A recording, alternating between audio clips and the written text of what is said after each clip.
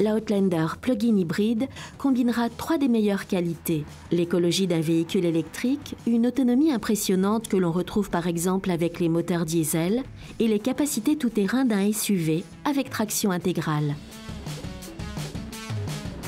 L'Outlander plug-in hybride a été lancé sur le marché japonais en 2013 et s'est très bien vendu. Le président de la Fédération de mobilité électrique en Allemagne, Kurt Siegel, a tout de suite vu les avantages de ce SUV pour le marché européen. Je peux me déplacer en ville totalement à l'électricité. Un véhicule a besoin de plus de carburant à ses rythmes saccadés, et c'est aussi là qu'il pollue le plus. Dans les villes, l'économie est importante en électrique par rapport à un SUV normal qui consommerait 13 à 15 litres. Ce ne sont pas des valeurs attirantes, mais c'est la dure réalité. Et on peut alors choisir de rouler grâce à l'électricité de sa maison ou de son système photovoltaïque. C'est très agréable.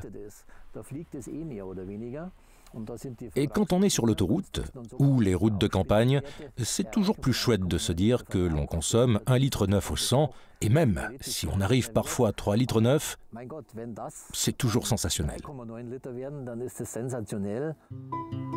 Le concept de mobilité est en progression constante. Le SUV a 2 moteurs électriques de 82 chevaux chacun. Les deux se trouvent sur l'axe avant. En plus, à l'avant, on retrouve un moteur essence de 2 litres et 121 chevaux. Mitsubishi a installé la batterie au lithium-ion entre les 2 axes sous le bas de caisse. L'Outlander hybride peut se déplacer de 3 manières différentes. Tout d'abord 50 km à l'électricité pure,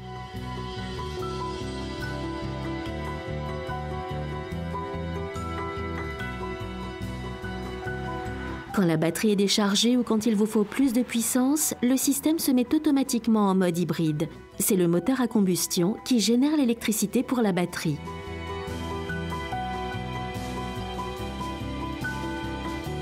À plus haute vitesse, sur l'autoroute par exemple, on roule en mode hybride parallèle. Ensuite, le moteur essence prend directement le relais pour l'entraînement des roues avant et recharge la batterie en même temps. Le moteur électrique soutient également les manœuvres de dépassement. La distance totale que l'on peut parcourir est d'environ 827 km sur le papier.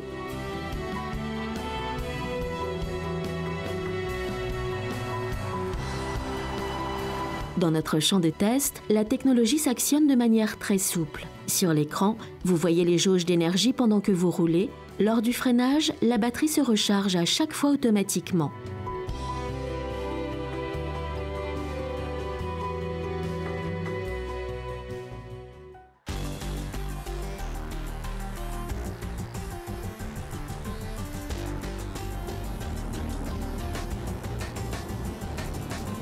Avec la fonction de charge, la batterie peut remonter à 80% d'énergie quand vous roulez à l'essence. Mais alors la consommation augmente malgré tout considérablement.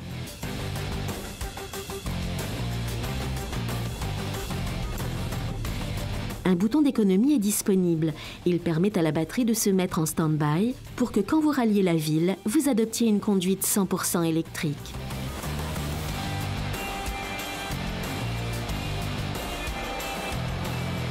La batterie peut se recharger sur une prise conventionnelle dans votre garage. L'opération prend 5 heures. Mais une recharge rapide est bien plus pratique. Après 30 minutes, vous atteignez les 80%.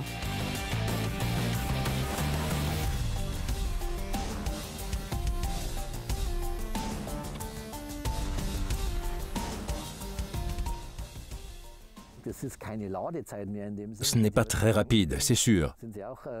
Si vous deviez refaire le plein d'essence, il vous suffit d'ouvrir le bouchon, de mettre vos 100 litres, et c'est bien plus rapide. En 10 minutes, le tour est joué. Là, vous avez largement le temps de boire quelques cafés.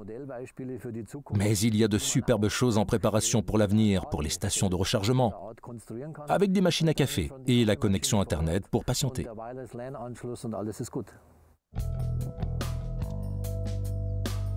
Visuellement, le SUV hybride reste un Outlander.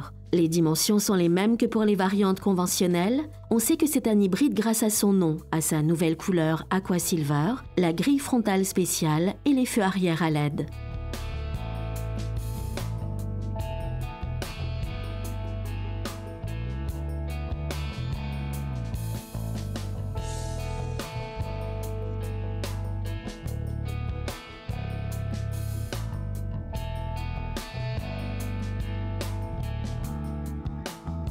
À l'intérieur, un Outlander, tout ce qu'il y a de plus classique, sauf pour le levier de sélection, la jauge de batterie, qui sont les seules grosses différences d'avec les cousins de série conventionnels. Le volume de chargement peut passer de 463 à 1700 litres.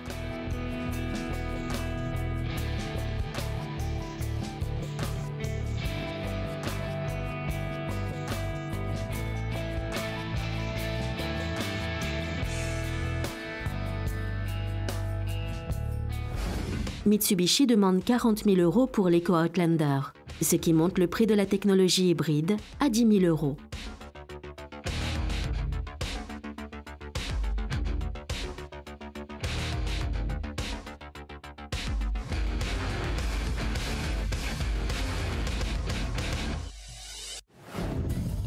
Sur les routes d'asphalte, la technologie fonctionne bien, mais nous voulons voir ce que ça donne en tout terrain. Nous allons donc tester le SUV électrique. Je suis impatient.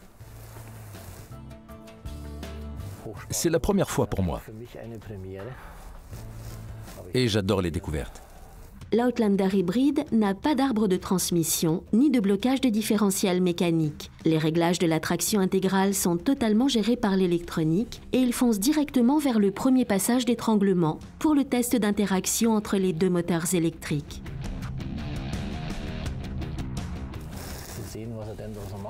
Alors voyons comment il s'en sort, comment il s'engage. Il n'y a aucun problème. Le couple semble infini. Ce n'est pas encore trop dur. Voyons les diagonales. Là aussi, l'électronique est incroyablement souple. Parfait. Épatant.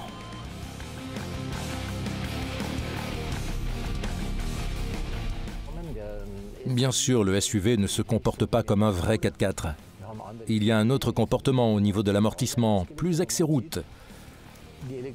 L'électronique est très sensible et donne toujours la puissance exacte nécessaire. Ce qui est vraiment très impressionnant pour ce nouveau concept.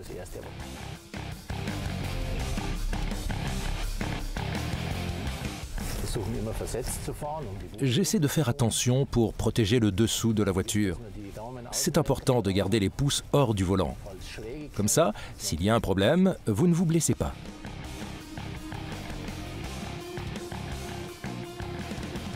C'est incroyable. Je n'en reviens pas. On n'a pas contourné une seule pierre.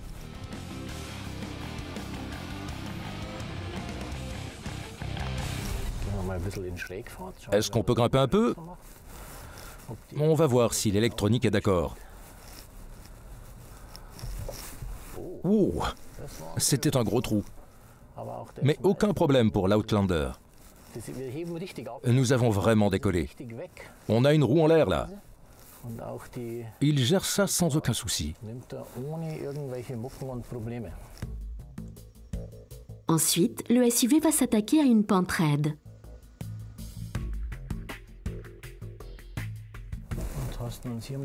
On va tester ce passage-là. C'est un peu risqué. Mais non, finalement, aucun souci. C'est incroyable, ce silence. Pas un bruit, vraiment silencieux. C'est une expérience totalement nouvelle, incroyable. Je ne sais pas quoi dire. Mais on prend vraiment beaucoup de plaisir. Alors le SUV hybride a-t-il sa place en hors-piste? Notre conclusion. Je suis vraiment épaté. Je m'y connais en hors-piste. J'ai été pro du genre pendant les 20 dernières années.